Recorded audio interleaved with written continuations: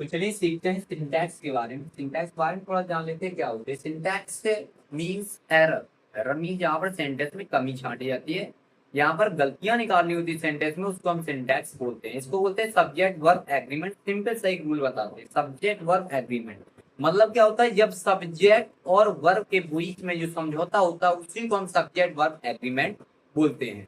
English medium बच्चे बोल देते हैं subject verb Concord, Hindi medium वाले बोलते हैं सिंटैक्स। तो वो होती एक ही बात है। तो यहाँ पर देखिए सबसे पहला हमारा है रूल नंबर फर्स्ट आई।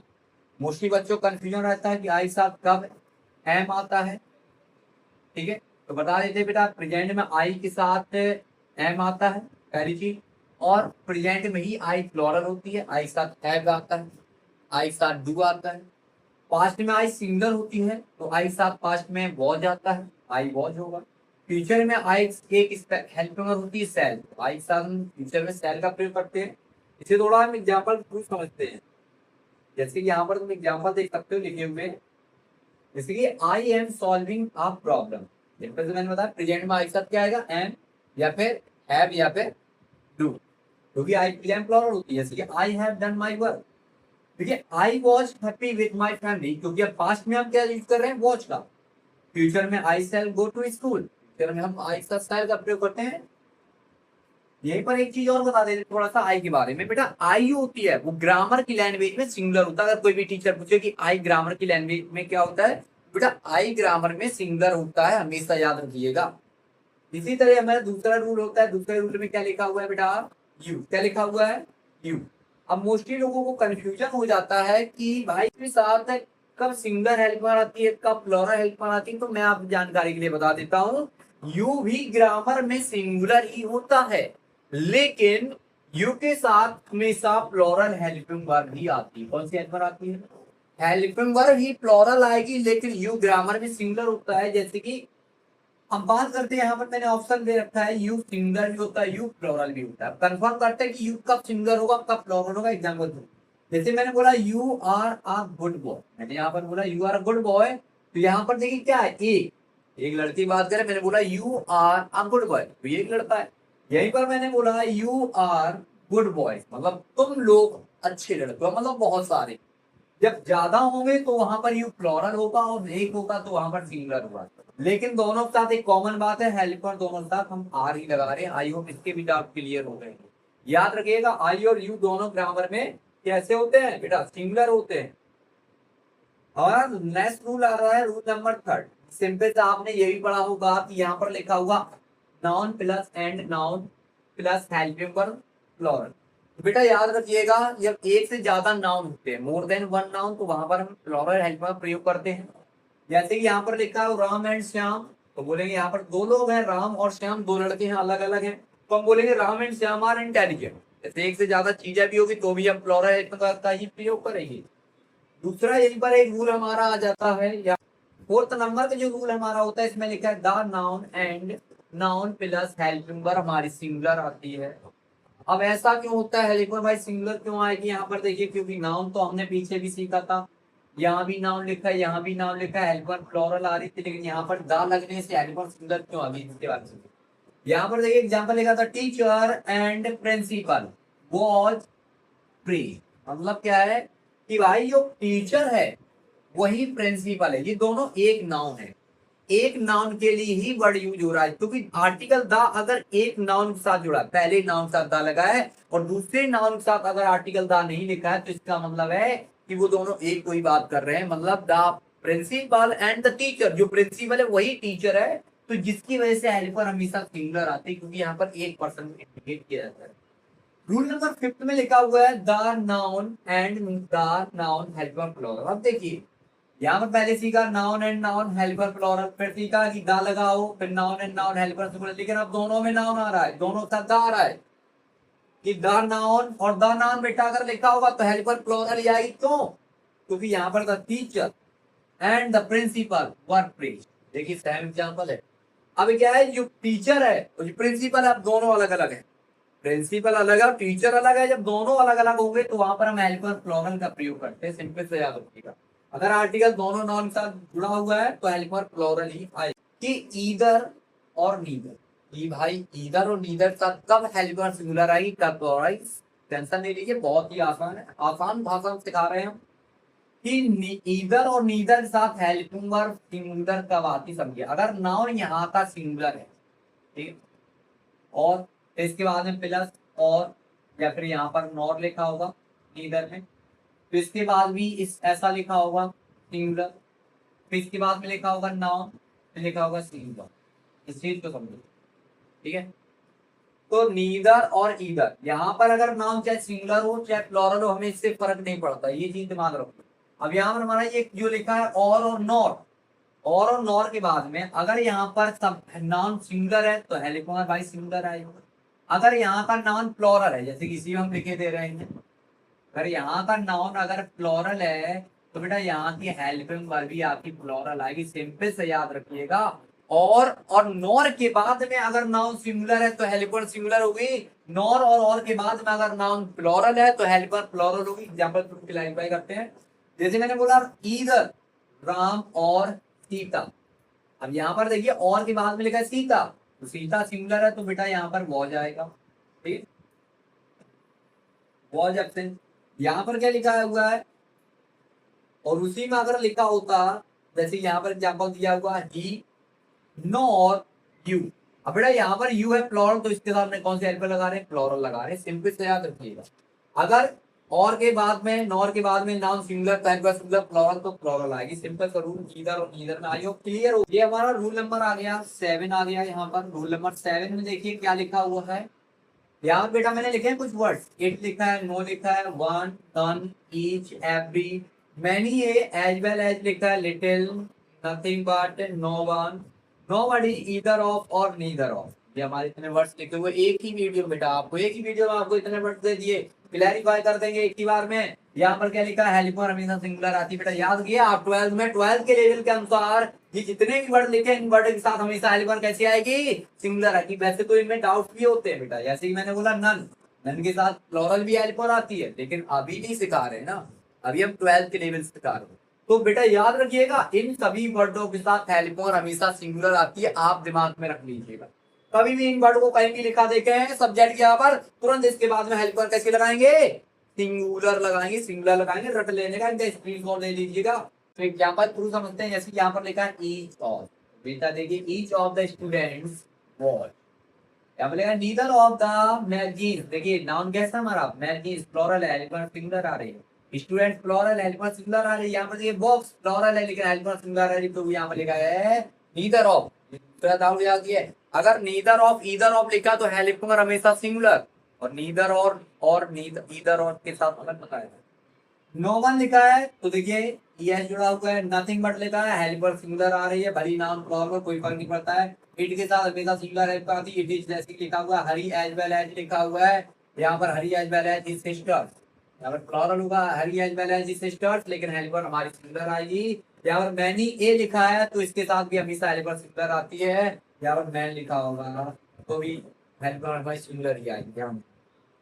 तो सिंपल से अगर मैनी अकेला लिखा तो मैनी, तब हेल्पर इसके साथ प्लूरल है, इसका हम आगे क्लैरिफाई करते हैं। जैसे मैनी बॉयज आर प्ले, वहां पर मैनी के साथ प्लूरल हेल्पर आती है। अब रूल नंबर हमारा 8 देख लीजिए, यहाँ पर रूल नंबर 8 में क्या लिखा हुआ है, जैसे कि अभी मैनी के बारे में हमने सीखा था, हमने सीखा था कि मैनी के साथ आती है हेल्पर सिंगुलर, लेकिन बेटा गलत बात, अगर मैनी ए लिखा है, क्या लिखा है, मैनी ए लिखा है तो इसके साथ हेल्पर जो होती है हमारी सिंगुलर आएगी, लेकिन अगर मैनी लिखा है, क्या लिखा है, मैनी लिखा है तो इसके साथ हेल्पर हमेशा हमारी प्लूरल ही आएगी, दिमाग में रख लीजिए इस बात को, ठीक है।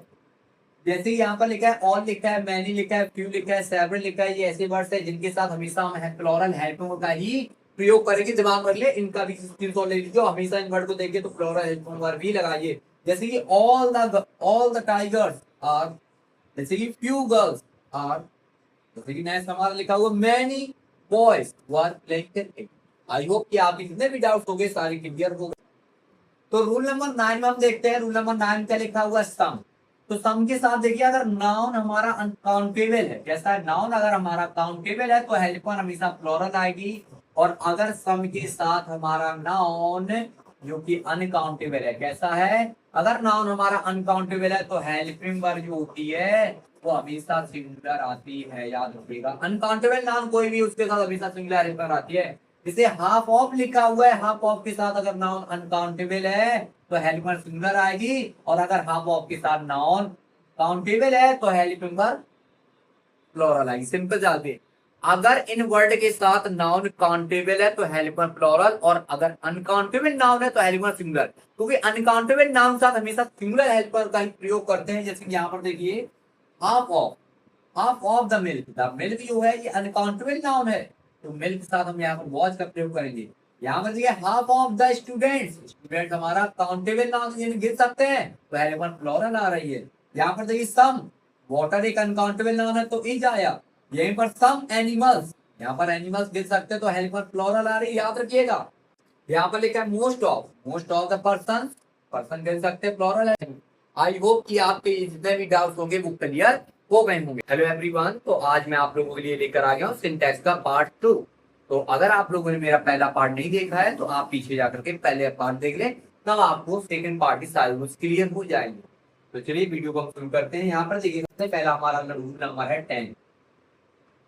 तो यहाँ पर रूल नंबर 10 पे क्या लिखा हुआ है बेटा, आर नंबर ऑफ, क्या लिखा हुआ है यहाँ पर लिखा हुआ है आर नंबर ऑफ, यहाँ पर लिखा हुआ है द नंबर ऑफ। इसमें एक कॉमन सी बात याद रखिएगा कि बेटा जो आर नंबर ऑफ होता है उसके साथ हमेशा प्लूरल हेल्पर आती है, और जो द नंबर ऑफ होता है इसके साथ हमेशा सिंगुलर हेल्पर आती है, याद रखिएगा।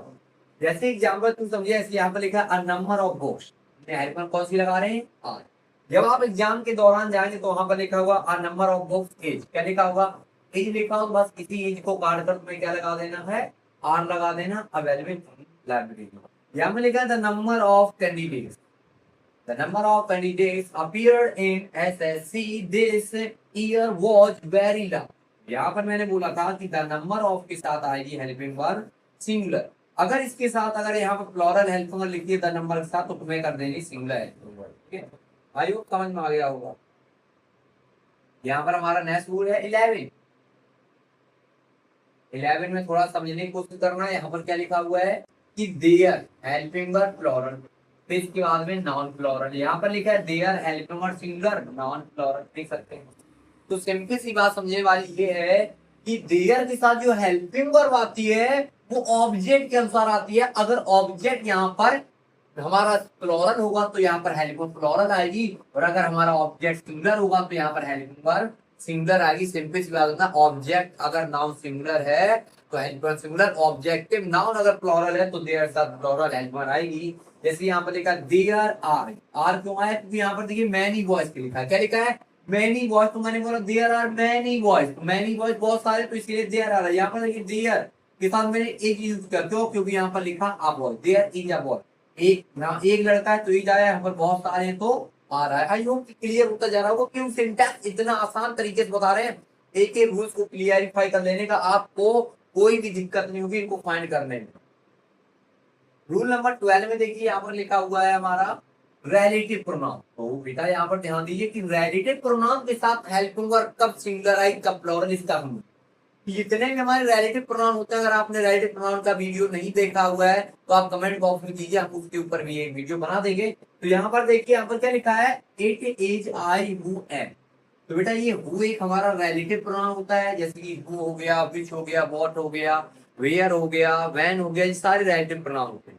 रिलेटिव प्रोनाउन के बाद में जो हेल्पिंग वर्ब आती है वो उसके पहले वाले नाउन या प्रोनाउन के अनुसार आती है। यहाँ का नाउन अगर सिंगुलर या प्लूरल है तो हेल्पर सिंगुलर प्लूरल यहाँ पर। जैसे यहाँ पर आई लिखा है तो आई के अनुसार क्या है लगा रहे हैं, एम लगा रहे हैं, दिमाग में रख ले। This is one of the boys who, यहाँ पर लिखा है हमारा हु, तो यहाँ पर ध्यान देना हु के पहले क्या लिखा है बॉयज, ये बॉयज प्लूरल तो हेल्पर कौन सी आ रही है, हैव आ रही है। आई होप समझ में आ रहा होगा। रिलेटिव प्रोनाउन से पहले वाला noun singular, helper singular, plural तो हेल्पिंग वर्ब प्लूरल, ध्यान डाल लेने का।